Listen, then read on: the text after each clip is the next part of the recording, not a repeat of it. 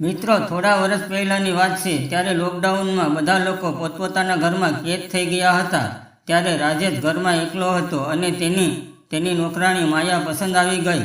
માયા ભણેલી ગણેલી અને સમજદાર હતી અને રાજેશ પણ મોજીલો માણસ હતો.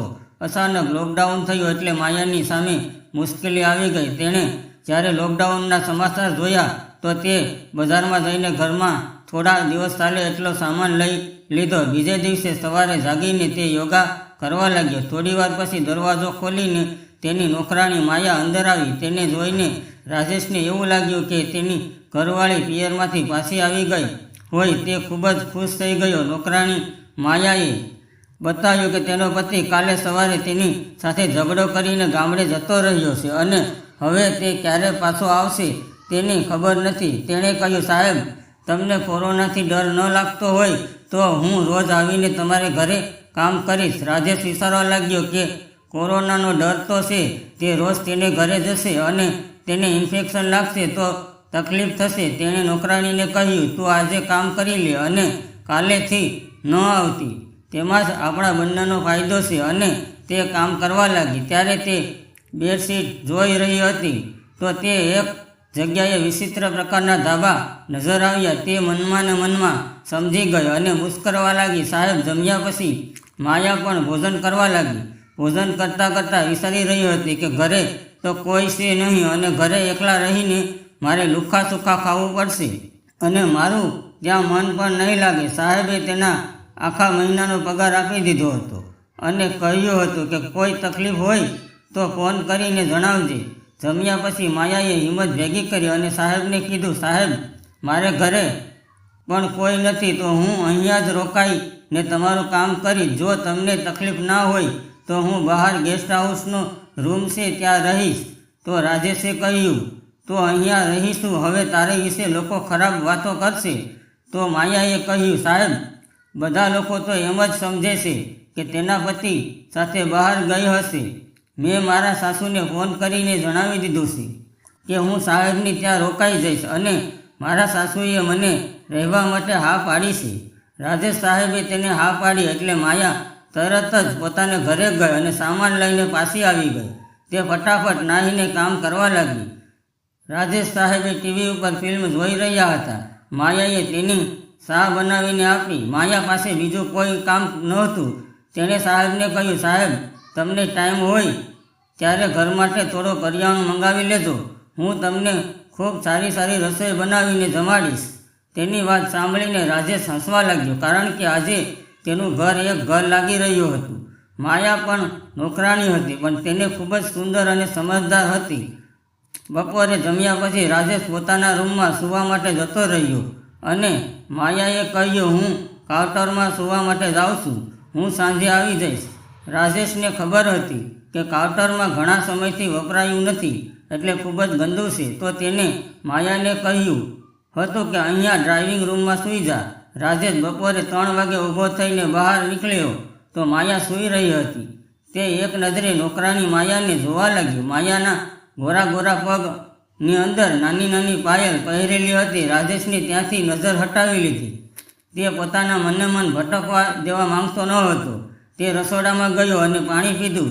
થોડીક અવાજ થઈ એટલે માયા જાગી ગઈ અને સીધી રસોઈ ઘરમાં આવી અને બોલી, સાહેબ, મને અવાજ આપ્યો હોત તો હું તમને પાણી આપી જાત. ચાલો તમે બેસો, હું ચા બનાવું છું. રાજેશ ત્યાં બેઠા બેઠા જ ફોન કરીને કરિયાણાની વસ્તુ મંગાવી લીધી અને તેણે માયા સામે જોઈને કહ્યું, તારે કોઈ વસ્તુ જોતી હોય તો તું મને કહેજે, હું મંગાવી આપું છું. માયાને લગ્ન પછી કોઈ પુરુષે વસ્તુ આપવાનું કહ્યું હતું.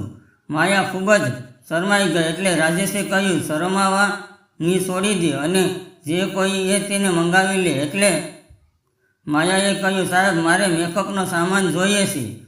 સામેથી દુકાન માલિકે કહ્યું કે સવારે દુકાનની પાછળના દરવાજેથી આવીને સામાન લઈ જજો. બીજે દિવસે માયા સામાન લેવા માટે બહાર ગઈ તો સાહેબે કહ્યું કે તારી માટે કપડાં પણ લેતી આવજે. બજારમાંથી આવીને માયાએ સાહેબ માટે સાંજે જમવા માટે ઇડલી બનાવી અને બંનેએ ભોજન કર્યા. રાજેશે કહ્યું કે તું કામ પૂરું કરીને અહીંયા હોલમાં સૂઈ જજે. હું મારા રૂમમાં સૂવા માટે જાઉં છું. માયા સમજી ગઈ કે આજે રાજેશ બાબુએ ને તેનો પોપટ ખૂબ જ પરેશાન કરી રહ્યો છે. તે જ્યારે કામ પૂરું કરીને રસોડાની બહાર આવી તો રાજેશ સાહેબે પણ હોલમાં ખૂબ જ થાકેલા હોય એ રીતે બેઠા હતા. તેણે માયા પાસે પાણી મંગાવ્યું. માયાએ પાણી આપ્યું અને પૂછ્યું કે સાહેબ કોફી પીશો? તેની વાત સાંભળી અને રાજેશ ખુશ થઈ ગયો. માયાએ તેની માટે કોફી બનાવી અને તે સાહેબના રૂમમાં આવી તેની પથારી વ્યવસ્થિત કરવા માટે ગઈ. રૂમની અંદર જ્યારે તે સાહેબની પથારી વ્યવસ્થિત કરી રહી હતી તો તેણે 2 સોપડી ત્યાં પડેલી જોઈ. પછી તે બહાર આવીને રાજેશ સાથે વાતો કરવા લાગી અને પછી તે બંને સૂવા માટે જતા રહ્યા. રાતના લગભગ 2 વાગ્યા હતા અને માયા રાજેશ સાહેબના રૂમમાં ગઈ. તેણે સાહેબની ચાદર ઓઢાડી અને જ્યારે તે ચાદર ઓઢાડી રહી હતી ત્યારે તેની નજર એવી જગ્યાએ પડી કે તેની આંખો ફાટી ગઈ. તે એક નજરે તેને જોતી જ રહી ગઈ. ત્યારે તે ચાદર ઓઢાડીને બહાર જઈ રહી હતી ત્યારે રાજેશે તેને કહ્યું, મારી માટે થોડુંક ગરમ પાણી લેતી આવ. અને રાજેશે એવો દેખાવ કરવા લાગ્યો તે ઊંઘમાં બોલી રહ્યો હોય છે. થોડી વાર પછી માયાએ તેની માટે ગરમ પાણી લાવી. ત્યારે રાજેશે પૂછ્યું કે તું અત્યારે મારા રૂમમાં શા માટે આવી હતી?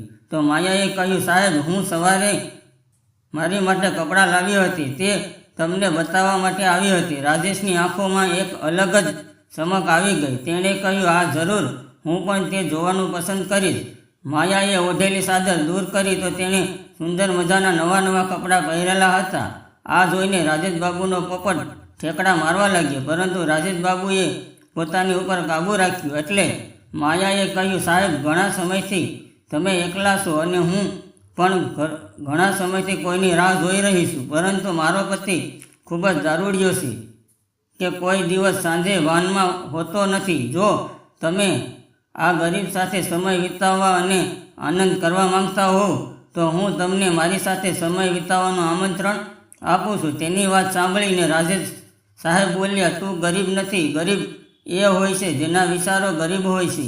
તું ખૂબ જ સુંદર અને સમજુ છો.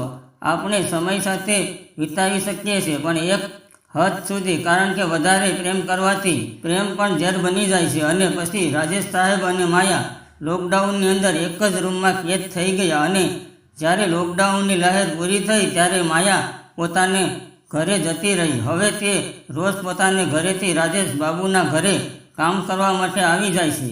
મિત્રો, આ નાની એવી કહાની પસંદ આવી હોય તો વિડીયોને લાઈક અને ચેનલને સબસ્ક્રાઈબ જરૂર કરજો. ફરી મળીશું આવતીકાલે એક નવા વિડીયોમાં. ત્યાં સુધી આવજો. મિત્રો, વિડીયો પૂરો જોવા બદલ તમારો ખૂબ ખૂબ આભાર. મિત્રો, વિડીયોમાં આવેલા નામ, પાત્ર અને ઘટના ફક્ત કાલ્પનિક છે. તેનો કોઈ પણ વ્યક્તિ સાથે સંબંધ નથી. આ વાર્તા ફક્ત અને ફક્ત મનોરંજન માટે બનાવવામાં આવેલી છે.